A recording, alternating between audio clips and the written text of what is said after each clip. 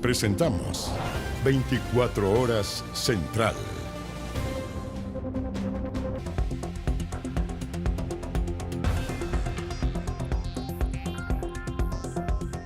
Sábado.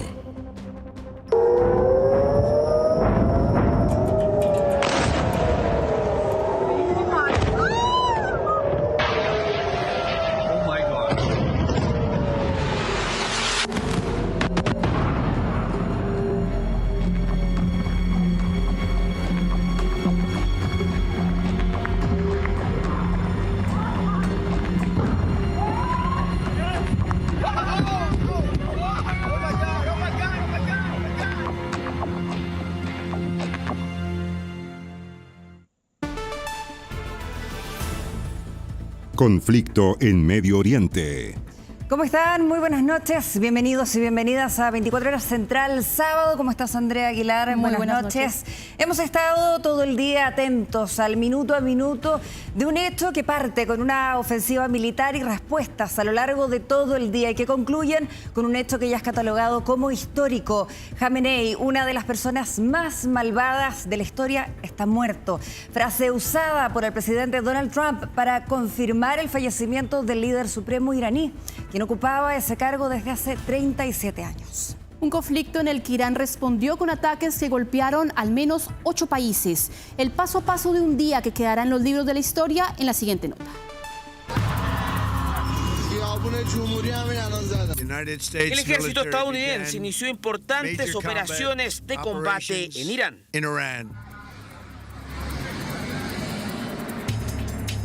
El objetivo de la operación es acabar con la amenaza que representa el régimen del ayatolá en Irán.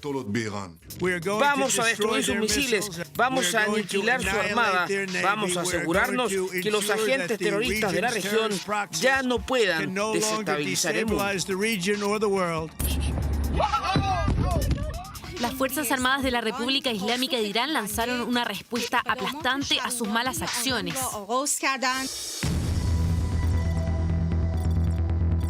Khamenei, una de las personas más malvadas de la historia, ha muerto. Las amenazas de Donald Trump pasaron a ser acciones cuando este sábado, poco después de las 9:30 de la mañana en Irán, Estados Unidos e Israel lanzaron ataques contra el país persa, provocando explosiones y pánico en la población en Teherán y en otras ciudades del país como Isfahán, Qom y Karaj.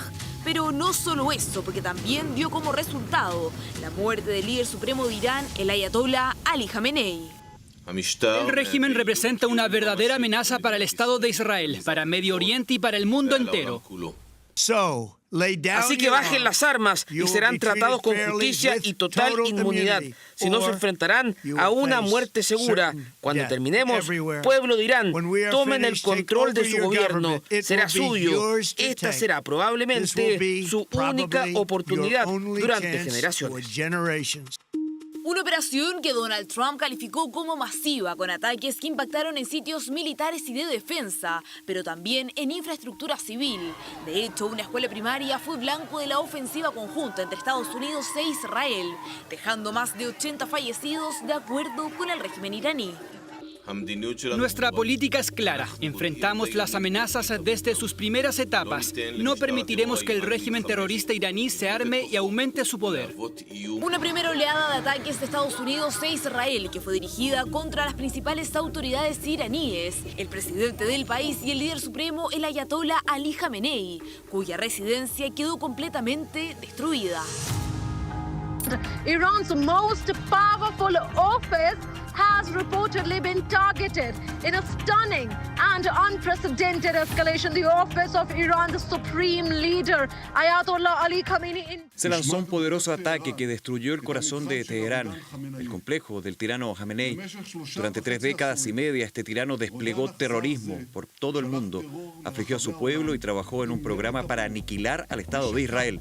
Ese plan ya no existe. Y es que tras confirmar la muerte de Khamenei desde Estados Unidos, el presidente Donald Trump aseguró que pese a haber acabado con el ayatolá, los bombardeos continuarán hasta lograr su objetivo, la paz en Medio Oriente. Ataques que fueron calificados como inéditos en la historia de la región, tanto por ser una operación conjunta desde el inicio, como también porque esta vez el objetivo es claramente poner fin al régimen de los ayatolás. En la medida de lo posible, manteniendo la calma, viajen a otros centros y ciudades para protegerse de los males de Estados Unidos e Israel. Ataques que tuvieron una rápida respuesta por parte de Irán contra varios países de la región.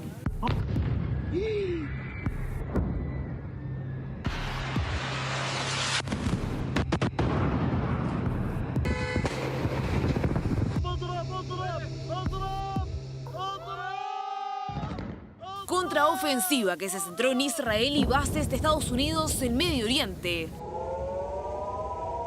Las sirenas del territorio israelí se activaron rápidamente y se sintieron en lugares como Tel Aviv y Haifa. Emergencia que llevó a las autoridades a advertir a los israelíes no asistir a reuniones ni acudir a la escuela o trabajo hasta las 8 de la noche de este lunes, fecha hasta la cual también estará cerrado el principal aeropuerto del país. Irán se defiende de la agresión militar estadounidense. Estados Unidos abusa de sus bases en la región y, de hecho, utiliza el territorio de países vecinos para atacar a Irán. Por lo tanto, ese territorio no puede considerarse perteneciente a esos países. De esta manera afirmaron que sus ataques iban únicamente dirigidos a bases estadounidenses. De hecho, Bahrein, país ubicado en el Golfo Pérsico, fue objetivo de la ofensiva iraní, donde fue alcanzado el centro de servicio de la Quinta Flota de la Armada de Estados Unidos. Qatar, país que alberga la instalación militar estadounidense más grande de la región, aseguró haber contrarrestado con éxito una serie de ataques contra su territorio que fue blanco de 44 misiles y 8 drones. En Emiratos Árabes Unidos se reportó un fallecido tras ser alcanzado por las esquirlas de un ataque iraní. Además, se reportaron explosiones en Abu Dhabi y Dubái. En este último lugar, restos de un misil impactaron en el Hotel Fairmont.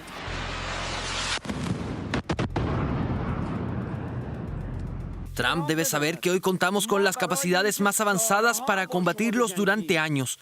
Al comienzo de la guerra disparamos lo último que tenemos en nuestro arsenal, pero a medida que continúe, utilizaremos nuestros misiles más potentes.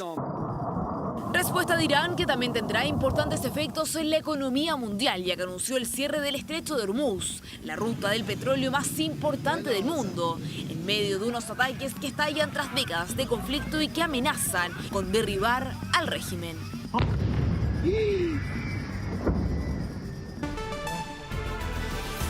Y estamos desde Israel también con la periodista Nicole Michel, que nos va a contar los últimos detalles de los ataques a Irán y también las represalias de Teherán. Nicole, ¿cómo estás? Muy buenas noches. Muy buenas noches. Muchísimas gracias por esta conexión.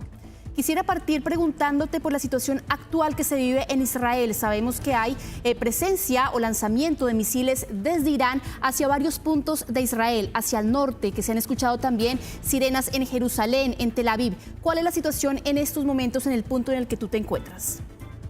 Bueno, justamente menos de un minuto antes de conectarnos nosotras, había mandado, como nos está pasando desde las casi 8 de la mañana, el Picud Oref, que es la seguridad que emerge desde el Ministerio de Defensa de Israel, a todos los móviles, a todos los celulares del Estado de Israel, donde dice pues que hay un lanzamiento de misiles por parte de Irán. Entonces, cuando te llega ese aviso, tienes 10 minutos hasta que suena la alarma, y de esa alarma ya tienes que meterte en el cuarto de seguridad. Así que posiblemente dentro de esta conversación, en poco tiempo suene la alarma, porque ya nosotros recibimos esa notificación. Así hemos estado hoy por lo menos 25 veces en los más de 100 misiles que se han lanzado por parte de Irán hacia el territorio civil israelí.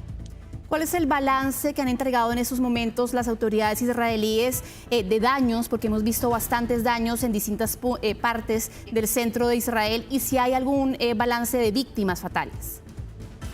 Bueno, en una situación tan compleja como más de 100 misiles, la única víctima ha sido hace 1 hora y algo aproximadamente.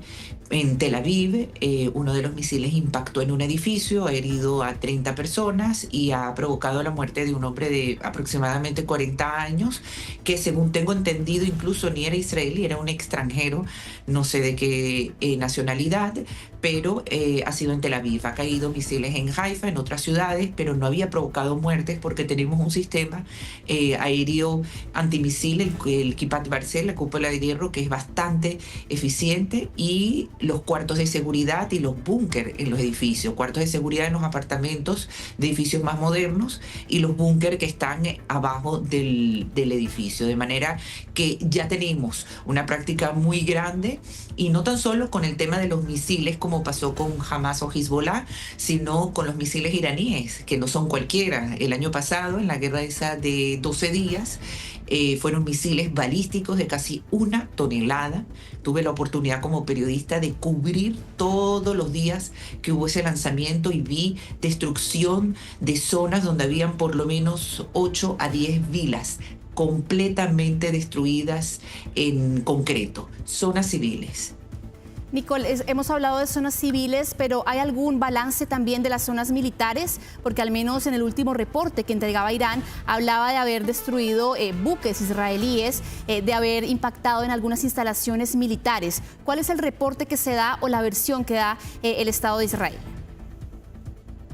Más allá de ser una versión, es lo que vivimos, es la realidad de las fuentes iraníes y todas estas organizaciones que realmente no tienen una confiabilidad, incluso ellos mismos no la tienen en la represión que han hecho a sus propios ciudadanos, donde dicen que han matado a 3.000 y al final eran más de 30.000.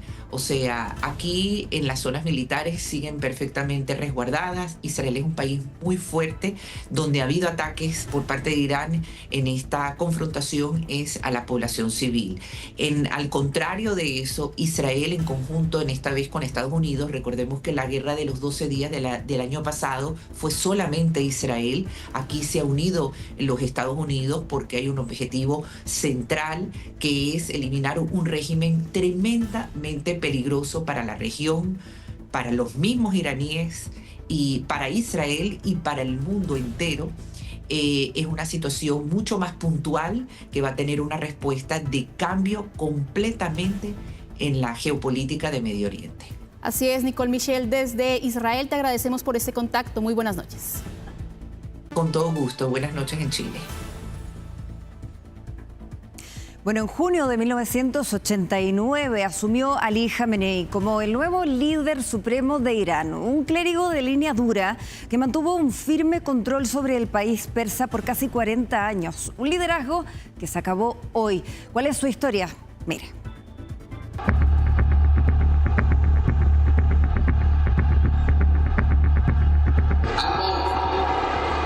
Estamos comprometidos con nuestros intereses nacionales y quien los amenace experimentará la agudeza de la ira de esta nación.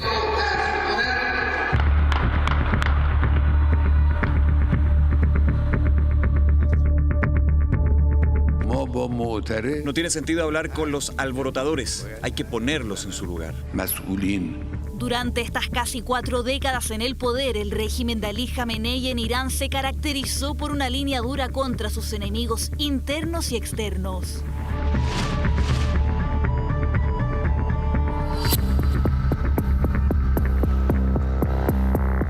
Ali Khamenei, el segundo líder supremo del país desde la Revolución Islámica de 1979, comenzó su ascenso al poder cuando el primer ayatolá, Ruhollah Khomeini, lo nombró líder de la oración de los viernes en la capital.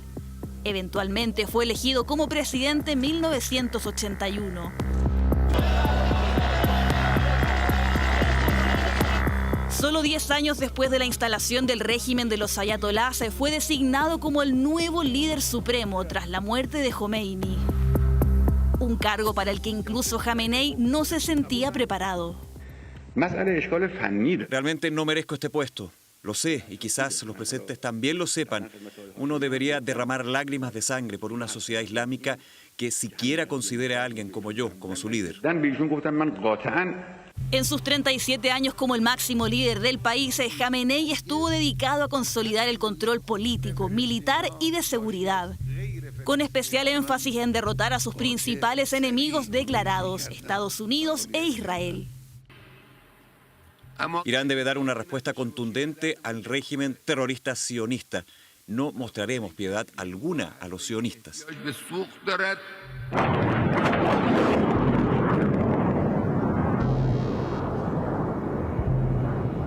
Una respuesta que se manifestó en reiterados ataques cruzados con Israel, con mayor intensidad en los últimos 2 años.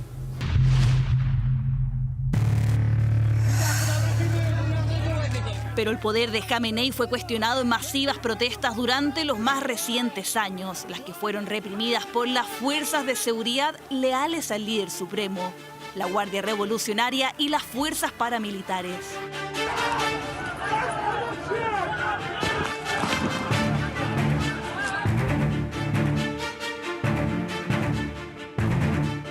En 2022, el régimen iraní enfrentó masivas manifestaciones tras la muerte de Mahsa Amini, quien falleció bajo custodia policial tras haber sido detenida por no usar su velo islámico. Manifestaciones que incluso se extendieron más allá de las fronteras persas. Digo claramente que estos disturbios e inseguridades fueron diseñados por Estados Unidos y el régimen sionista, usurpador y falso.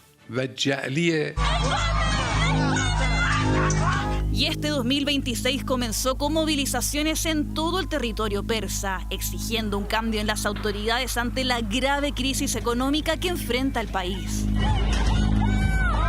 Todos esos momentos, todas esas protestas han sido vistas muchas veces o interpretadas como la posibilidad de que dieran paso a un escenario en donde el régimen iraní cayera. Sin embargo, el régimen iraní ha resistido todos esos intentos de protestas y de cambio de régimen. Entonces es complicado encontrar un liderazgo dentro de Irán porque está muy atomizada la oposición, porque no hay realmente una figura líder. Puede que emerja en los próximos días, puede que emerja en los próximos meses una figura, pero a día de hoy no podemos saber hacia dónde. Pero más allá de su figura, lo que está en juego ahora es la continuidad de la teocracia de Irán y de la figura de un líder supremo que hizo y deshizo en el país persa. Y veamos a esta hora cómo se dio este ataque en el mapa de Medio Oriente. Vamos a partir por los ataques justamente que fueron desde Estados Unidos e Israel hacia Irán. Y vemos cómo ha golpeado prácticamente todo el país. Hablamos de 24 de 31 provincias que tiene este país, de 92 millones de habitantes. Partimos por lo que ha pasado en Minab, que es el lugar al sur de Irán que ha sido más golpeado y en donde hace pocos minutos se confirmó que murieron más de 115 civiles, lo cual ampliaría esta cifra inicial que tenemos de 200 muertos y de 748 heridos. Vamos a subir también hacia Teherán, porque recordemos que aquí fue donde Israel y Estados Unidos aseguran murió el líder supremo Ali Jamenei, una versión que desde Teherán están negando y aseguran que él sigue al mando. Vemos también lo que han sido los golpes, por ejemplo, en Isfahán, que verá uno de los puntos centrales de las instalaciones nucleares de Irán, y también en todo lo que es esta zona, que ha sido una de las zonas más golpeadas por los ataques provenientes de Israel, que a esta hora se sabe, se han reiniciado por parte también de Israel y hay ataques desde Irán hacia otros países. Vamos a pasar justamente a ver cómo fue la respuesta de Irán, porque este país respondió al ataque de Estados Unidos con lanzamientos de misiles en contra de 8 países. Han golpeado Kuwait, la base aérea de Ali al-Salem, que es una de las principales. También vemos un golpe importante en Bahrein, a una base naval. Ahí fue donde vimos una de las imágenes más impactantes de la jornada, que tiene que ver con este edificio que era residencial y que fue golpeado por un dron iraní. Vamos a Qatar, en donde queda la base de Al Udeid. en donde también es la principal de Estados Unidos en Medio Oriente, y en Emiratos Árabes Unidos, la base aérea de Al-Dafra. Hay que recordar que Estados Unidos ha señalado que no hay soldados muertos ni buques en ninguna de estas bases que se hayan visto afectados por los ataques de Irán, y que realmente los daños que ocasionó el régimen persa son bastante mínimos y no afectan sus operaciones. Pero quiero vincular a esta análisis y esta transmisión especial en 24 Horas Central a Javier Martín, es delegado de la agencia EFE en Chile y experto en Medio Oriente, que se va a unir justamente a mí, a Josefa. Javier, inicialmente preguntarte, porque tú eres quizás una de las personas que más sabe de Irán, tú abriste la corresponsalía de la agencia española en Teherán. ¿Cuál es el panorama en estos momentos en Medio Oriente? Bueno, estamos ante una gran incertidumbre. Es decir, podemos decir que a partir de hoy el mundo es más peligroso que antes, por diferentes cuestiones. Y sobre todo la incertidumbre pasa por saber si esta primera fase del ataque en la que estamos ha sido exitosa o no. Porque por mucho que diga Donald Trump y Israel que Jamenei está muerto, no podemos saber si está muerto hasta que no se vea el cadáver. Hay dos cosas que nos hacen dudar y otra que nos hace creer que sí. Las dos que nos hacen dudar es que si ha sido en un ataque, un bombardeo aéreo sobre el Palacio Presidencial y ha muerto en el ataque aéreo, no en un comando de Estados Unidos que entra y lo mata, probablemente estuviera en el búnker. Y esos son kilos y kilos de escombros encima de su cadáver. Es imposible quitar todos los escombros y ver el cadáver. Es lo que nos pasó con Hezbollah y con el jeque Hassan Nasrallah, que lo dieron por muerto, pero hasta que se pudo ver el cadáver pasaron tiempo porque había que sacar todos los escombros. Eso número uno. Número dos, es extraño que estuviera en el Palacio Presidencial, porque evidentemente si yo sabía o cualquiera imaginábamos que el ataque iba a pasar, porque esta guerra la comenzó Pakistán atacando a los talibán, y eso nos dio la idea de que el ataque americano iba a ser inmediatamente después. Evidentemente se habría protegido más. ¿Y los indicios para creer que efectivamente ha muerto? Y los indicios para creer que efectivamente ha muerto es la reacción o la no reacción del régimen iraní. Aunque el régimen iraní dice que sigue al mando de operaciones, tampoco ha sacado imágenes de él al frente de las operaciones, con lo cual tampoco el régimen iraní ha garantizado de ninguna manera que esté vivo. Y realmente, igual que a los americanos les interesa confirmar que está muerto, a los iraníes les interesa confirmar que está vivo. Javier, con respecto a lo que viene ahora, en el evento que efectivamente el líder Ali Khamenei esté muerto, ¿qué es lo que podríamos esperar en las próximas horas, entendiendo el descontrol y el caos que podría provocar las facciones que surgen, ¿no?, y la ruptura interna? Bueno, yo estaba hablando esta mañana con los amigos que tengo todavía en Teherán. Lo que me dicen es que lo que está habiendo es una huida de la población desde Teherán hacia las zonas rurales. Hay un atasco tremendo en las salidas de Teherán y tal. Eso nos da a entender que probablemente en este primer instante no va a haber un movimiento popular para asumir el poder, sino que quienes se están quedando en Teherán, que recordemos es una ciudad de 12 millones de habitantes, muy grande, y sobre todo las áreas más atacadas son las áreas más pobres, las que son más afines al régimen, va a ser el régimen el que se quede con el control de Teherán y se van a ocultar para resistir, con lo cual es muy difícil. Me quiero quedar justamente en ese punto del régimen, porque ¿qué viene ahora? Digamos que si hablamos de la transición que debería haber en Irán, viene una nueva elección de un nuevo ayatolá, dando por hecho que él esté muerto, ¿o qué viene ahora en ese proceso para ponerle una nueva cabeza al gobierno iraní? Bueno, Irán, primero vamos a tener claro que tenía 86 años, estaba mal de salud y ya no dirigía el país. ¿Vale? El país lo estaban dirigiendo el Consejo de Shura. ¿Qué es el Consejo de Shura? Son esos 7 clérigos que lo hay en todos los movimientos chiíes, que son los que es la sala de mandos. En el Consejo de Shura hay uno que prevalece, pero los otros 6 están más o menos al mismo nivel, y cuando falta uno de ellos, cuando descabezan a uno, el siguiente sube corriendo. Eso es lo que es lo operativo, extraoficial. Oficialmente, para que haya otro nuevo líder supremo, tendría que reunirse el Consejo de Expertos, son varios consejos que se tienen que reunir para elegir un nuevo líder supremo. Hay algunos candidatos, tenemos desde el presidente del Parlamento, Ali Larijani, que es el que más podría sonar, a otros ayatolá que no se conocen tanto, o el expresidente, por ejemplo, o el líder del Consejo de Seguridad. Pero Es un proceso muy largo políticamente, la de elegir un nuevo ayatolá, pero muy fácil en el nivel operativo porque evidentemente además el Consejo de Shura ya estaba preparado para un ataque. Javier, te vamos a pedir que quedes acá en el estudio porque claro que sí, ha habido reacciones en todo el mundo las que provocaron este ataque a Irán. China llamó a respetar la soberanía, la seguridad y la integridad territorial de ese país. Rusia condenó el hecho y Ucrania respaldó la acción bélica, mientras el gobierno chileno manifestó su preocupación por la grave escalada militar. La futura administración de José Antonio Kast planteó que nuestro país debe ser aliado de las naciones que promuevan la libertad y la democracia. Bueno, entonces sí, se puede decir que estamos preparados, pero ya tenemos que correr aquí, entonces los voy a contactar un poquito más tarde.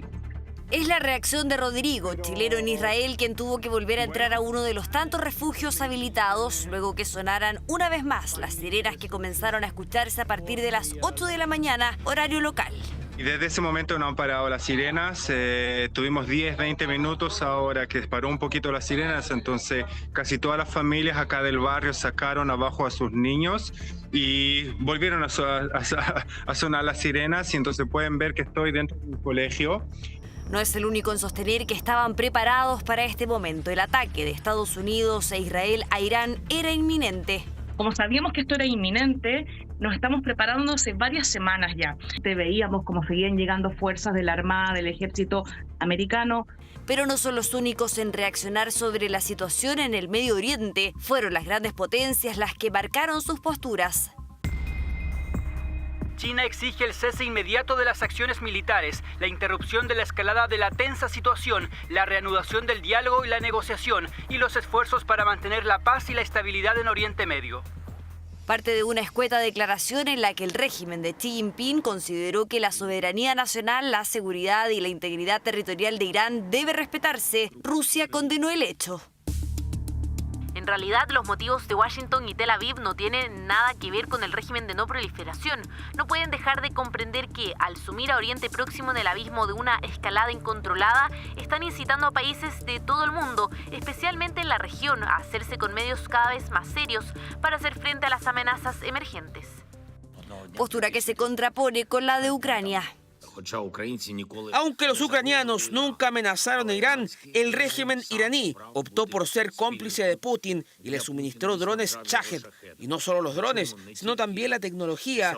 Irán también proporcionó a Rusia otras armas. Otras naciones también han sufrido el terrorismo. Por lo tanto, es justo darle al pueblo iraní la oportunidad de liberarse del régimen terrorista.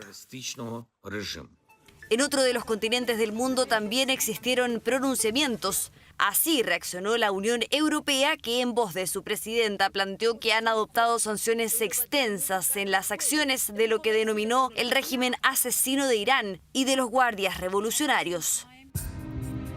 Garantizar la seguridad nuclear y prevenir cualquier acción que pueda escalar aún más las tensiones o socavar el régimen mundial de no proliferación es de importancia crítica. Debemos redoblar nuestros esfuerzos para resolver estos asuntos por la vía diplomática, porque nadie puede creer que la cuestión nuclear iraní, la actividad de misiles balísticos y la desestabilización regional se resolverán simplemente con ataques.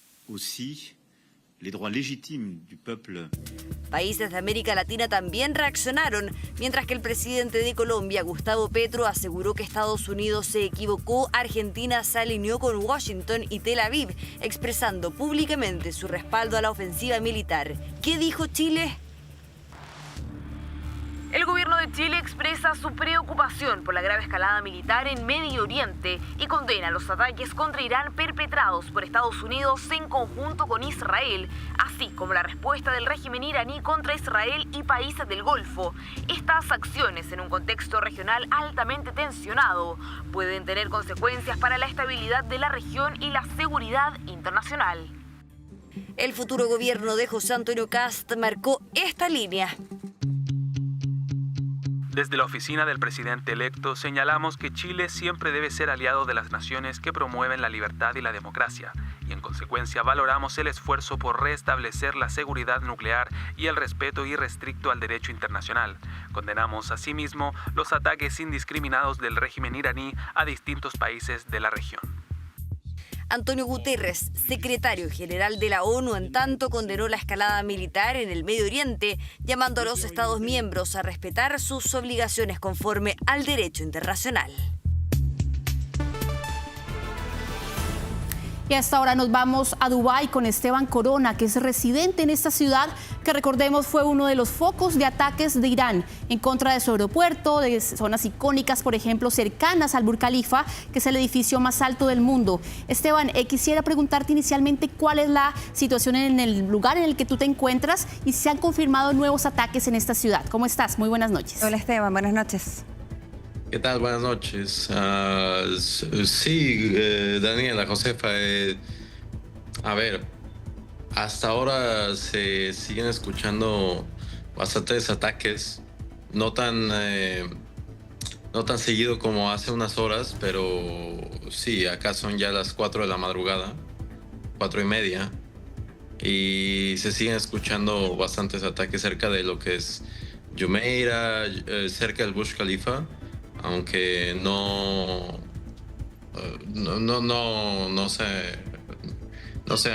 se ha visto demasiadas cosas cerca de las calles, al menos.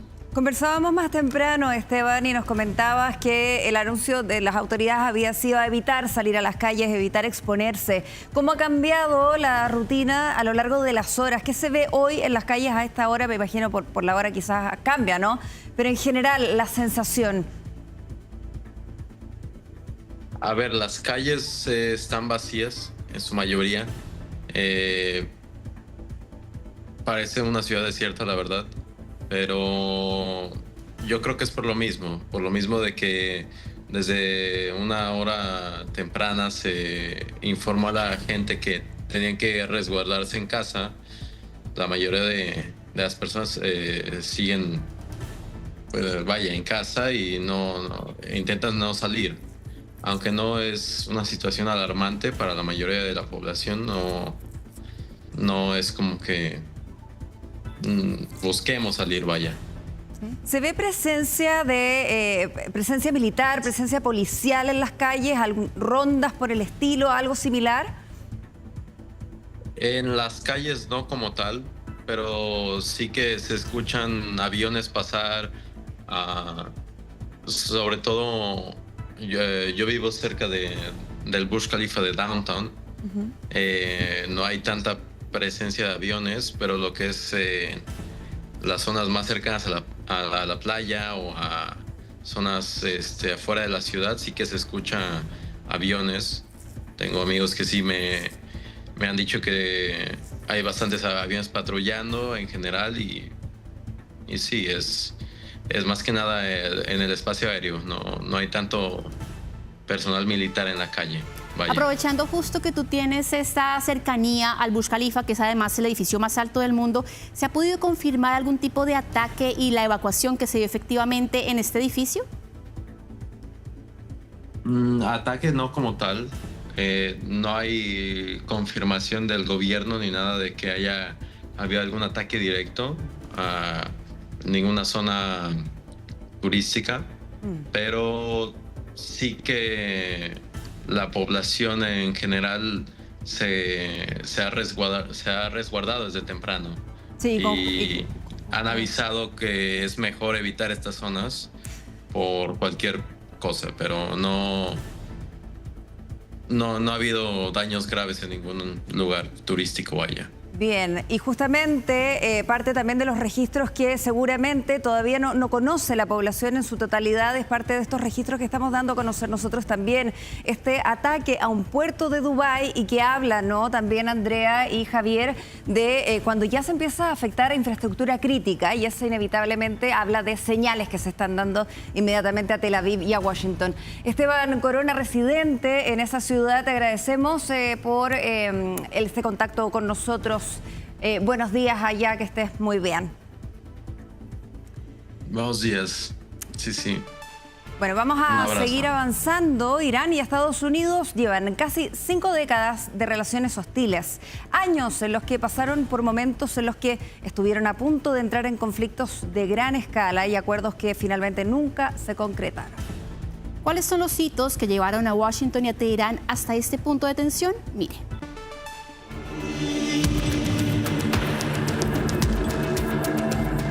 Aunque cuesta imaginarlo, durante décadas Estados Unidos e Irán fueron socios, pero su estrecha relación cambió de golpe en 1979.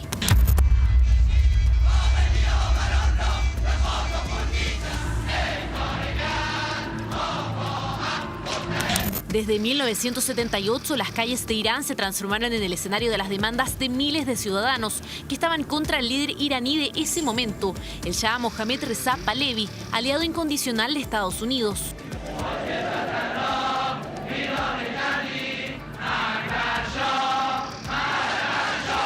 Tras 14 años de exilio, volvía a su país el ayatolá Jomeini. 10 días después, los casi 40 años del poder del Shah terminaban. Jomeini proclamaba la República Islámica y se transformaba en el nuevo líder de Irán.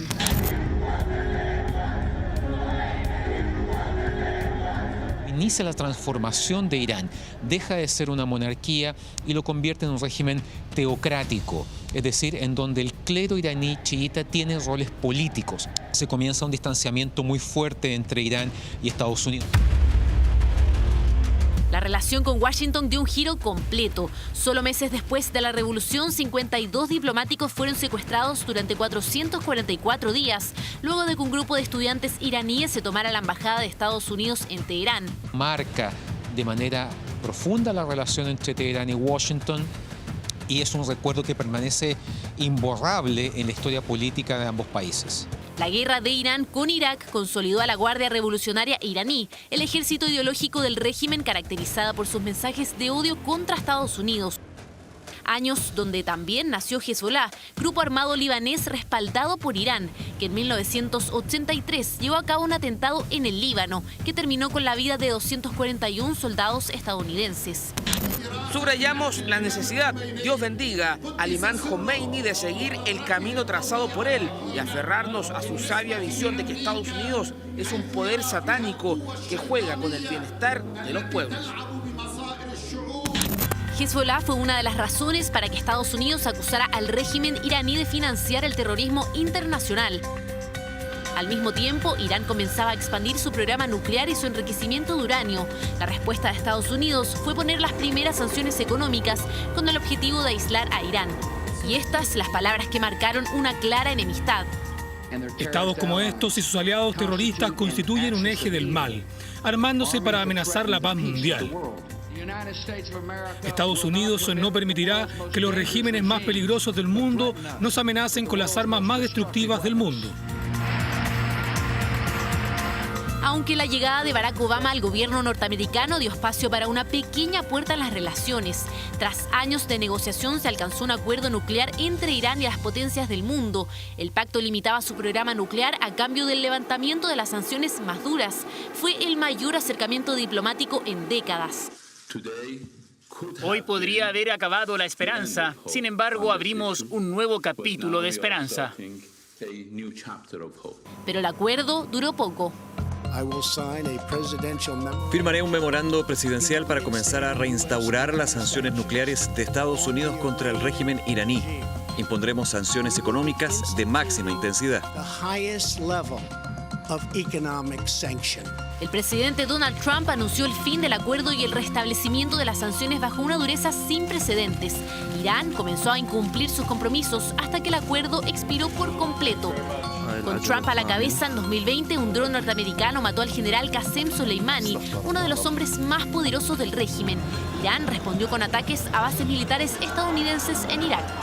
Y en su segundo mandato, tras la guerra de los 12 días entre Israel e Irán, Estados Unidos atacó 3 instalaciones nucleares iraníes. Desde el inicio del régimen teocrático iraní, su posición ha sido fundamentalmente anti-israelí y anti-estadounidense.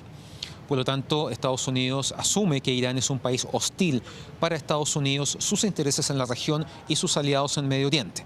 Durante sus 47 años, la República Islámica ha enfrentado manifestaciones, pero la intensidad de las ocurridas a fines de 2025 llevaron a Estados Unidos a amenazar una vez más a Irán. Consideramos al presidente estadounidense culpable, tanto por las víctimas como por los daños y perjuicios, y por las calumnias que profirió contra la nación iraní. Una enemistad de casi 5 décadas que este sábado cumplió un hito que puede cambiar para siempre la relación entre Washington y Teherán. Y mucha atención porque hace pocos minutos se confirmó la muerte de 4 familiares del líder supremo Ali Khamenei en medio de los bombardeos de Israel. Entre ellos está su hija y su nieto. Hay que recordar que el presidente de Estados Unidos aseguró también que los bombardeos de Estados Unidos van a suceder durante toda la próxima semana. Y quiero que veamos a esta hora cómo ha sido el despliegue militar justamente de este país y cómo se mantienen cerca de Irán. Para eso quiero justamente invitarte, Javier, a analizar un poco los portaaviones, el portaavión Abraham Lincoln, también que está operando entre 90 aviones y helicópteros. Vemos destructores, vemos allá también otros buques de alguna forma de guerra, ¿no? ¿Qué nos indica esto? Y también qué nos indica el hecho de que Donald Trump haya dicho que van a continuar los bombardeos. Bueno, lo primero es que evidentemente una primera fase de bombardeo siempre es necesaria en este tipo de operaciones, pero lo que tenemos que empezar a pensar ya es en la fase número 2. Es verdad que los bombardeos van a seguir, pero tenemos que pensar si realmente Estados Unidos tiene ahora tiene la idea de entrar por tierra, porque si no entra por tierra realmente es muy difícil que pueda haber un cambio de régimen. Por lo tanto, más allá del despliegue de barcos, tenemos que entender cuál va a ser el despliegue por tierra, porque con solo bombardeos, un país de 90 millones de personas, una capital con 15 millones de personas y la extensión tan grande que tiene Irán, es muy difícil de controlar. ¿Qué tan fuerte, Javier, es la Fuerza Aérea de Irán, por ejemplo, para contrarrestar este despliegue de aviones de combate, cazas polivalentes, también aviones de guerra electrónicas, cazas furtivos? Vemos allá otro tipo de aviones de combate que tiene Estados Unidos. ¿Podríamos ver algo similar, por ejemplo, a lo que ocurrió en Venezuela, una extracción, o más que una extracción, porque ya finalmente estamos dando por muerto a Ali Khamenei, pero puede haber un operativo que se lance desde ese tipo de aviones de guerra? Bueno, lo que puede haber es que si decimos si hay un ataque terrestre o hay una intención de que haya un ataque terrestre, toda esta fuerza aérea lo que va a hacer es mandar miles de paracaidistas y poner tropas de tierra sobre el territorio iraní. Irán no tiene capacidad frente al despliegue aéreo de Estados Unidos, pero no lo tiene Irán y no lo tiene ningún país en el mundo probablemente. Quizá a lo mejor China.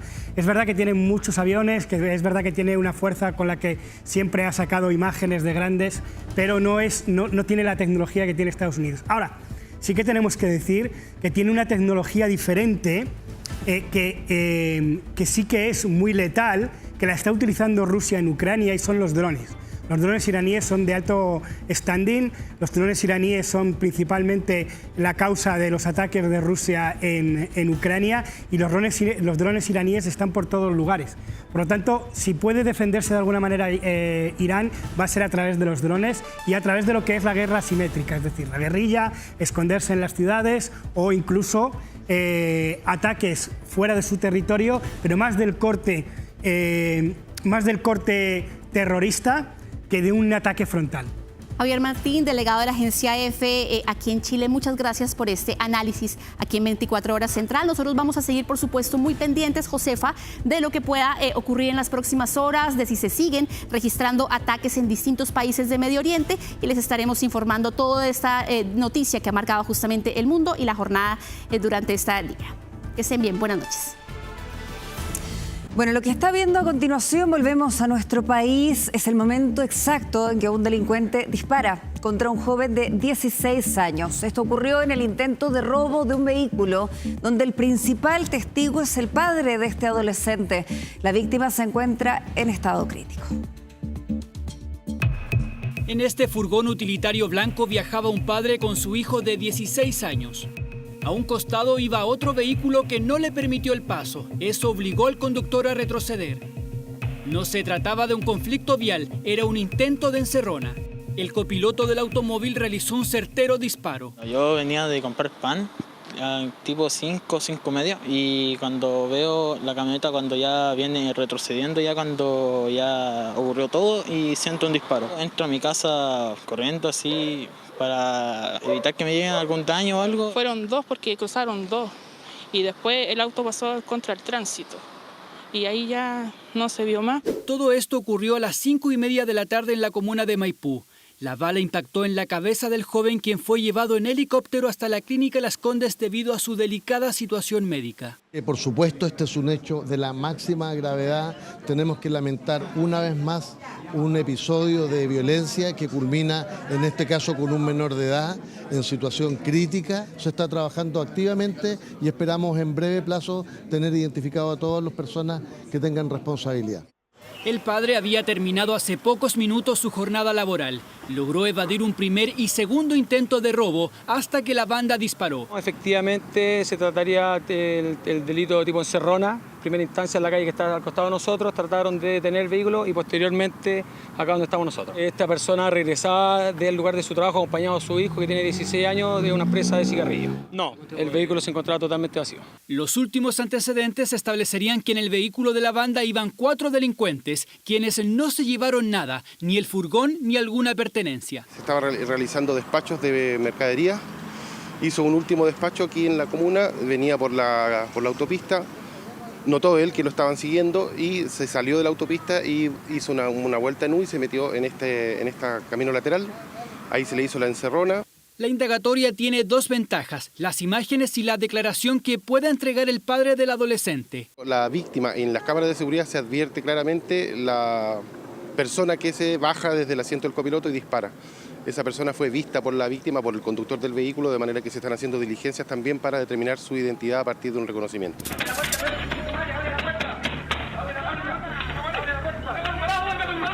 Entre los años 2020 y 2025, la comuna que registró la mayor cantidad de robos violentos de vehículos fue Maipú, con casi 6.000 casos, seguido por Puente Alto y San Bernardo. Hasta el cierre de este informe, el adolescente de 16 años seguía en riesgo vital.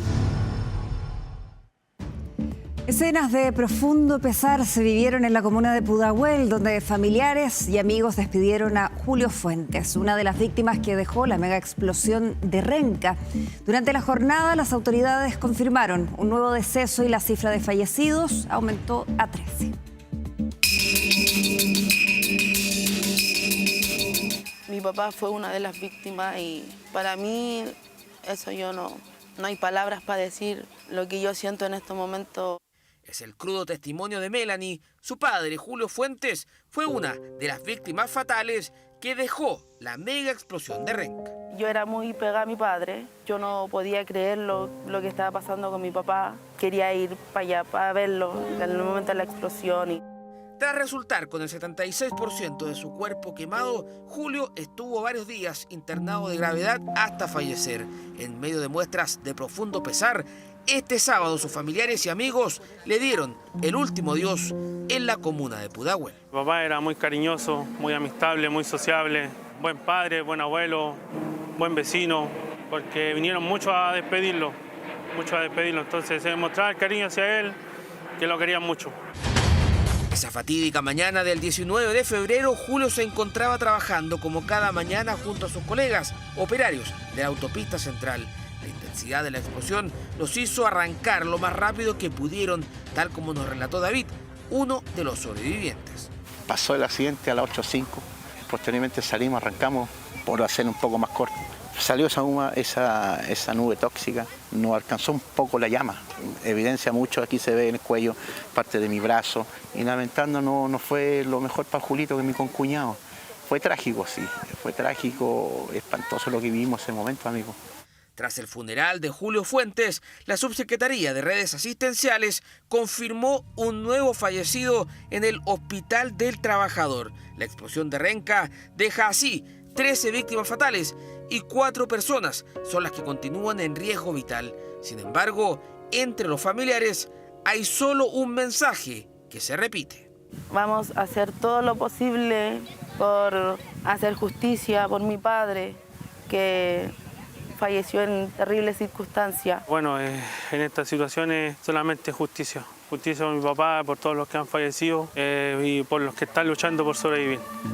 Gasco ha puntualizado que la prioridad por estos días es contactar a las familias de las víctimas, mientras la investigación sigue su curso y este camión es intensamente periciado en busca de aclarar qué fue lo que pasó en Renca esa fatídica mañana del 19 de febrero. Bueno, ya se acaban las vacaciones. Este lunes Santiago despertará de su descanso estival para enfrentar el temido Superlunes. Con miles de estudiantes y trabajadores de regreso a las calles, las autoridades ya desplegaron un plan de contingencia para alivianar la llegada de marzo. ¿Cómo evitar quedar atrapado en el taco? Presta atención. Así son los Superlunes. Se despide febrero y bienvenido marzo. Este lunes, la región metropolitana recupera su pulso frenético con el retorno masivo de veraneantes a sus puestos de trabajo y salas de clases. Y muchos capitalinos ya tienen sus tips para enfrentar las aglomeraciones. Ideal levantarse bien temprano. Nosotros llegamos 7:30 a la escuela, la entrada es a las 8, pero llegamos media horita antes. Bueno, mi señora profesora, así que... Dejar todo preparado, descansar el fin de semana y levantarse temprano. No queda de otra. Se espera que 400.000 vehículos retornen a Santiago, lo que significa más autos en cada calle, semáforo y autopista de nuestra capital. Porque ya hay circulando 2,5 millones de vehículos aproximadamente aquí en Santiago. Imagínate, las calles ya no dan abasto. Un escenario que pone a prueba la paciencia de cualquiera y que ha obligado a las autoridades a idear un plan que busca facilitarle el camino a los santiaguinos. Acá lo más importante es planificar nuestro viaje, salir informados para conocer cuáles son estos puntos singulares o en el caso que haya accidentes también a través de las redes sociales informarse y aplicaciones también de traslado ocuparlas para evitar atochamientos en general. Sectores como la autopista Vespucio Oriente y la avenida Grecia asoman como uno de los nudos más complejos para este lunes, pero hay otros 37 puntos conflictivos. Nosotros, junto con las distintas concesionarias, hemos detectado alrededor de 39 puntos singulares donde se producen permanente congestión. Por eso, las mejores alternativas al parecer son levantarse un poco más temprano o preferir el transporte público. Salir temprano y eso nomás, porque si va a salir pillado por la hora, mejor no salga, porque el taco es insoportable. Levantarse con tiempo y ojalá, no sé, media hora antes, irse a la oficina, al trabajo. Metro y micro es parte del inventario y tienda, yo siento que no cambia tanto, pero el tráfico puede ser más complicado. Dejar el auto en la casa, compadre, eso es lo mejor, y salir en la locomoción colectiva, salir una hora antes, media hora antes. Y para quienes opten por esta alternativa, mucha atención, porque la red de transportes funcionará a su máxima capacidad. Hay en la región metropolitana, por ejemplo, un plan de contingencia que va a aumentar en un 25% la afluencia de buses. Vamos a tener más de 1.200 buses que van a estar a disposición de la ciudadanía. Las medidas ya están tomadas para un nuevo y complicado marzo, pero sabemos que la congestión llegará de todas formas. Es por esto que levantarse más temprano y preferir el transporte público parecen ser las claves para sobrevivir a un nuevo Superlunes.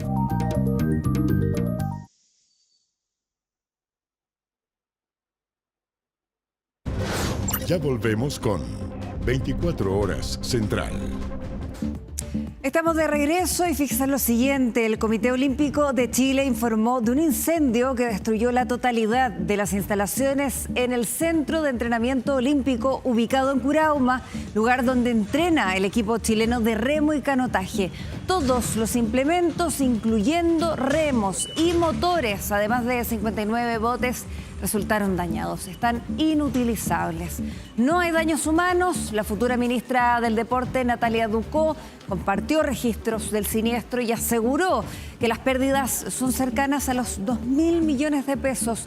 No es la primera vez que el Centro de Entrenamiento Olímpico de Curauma es víctima de las llamas. En julio de 2016, el complejo fue totalmente consumido por un siniestro, siendo necesaria su compleja reconstrucción.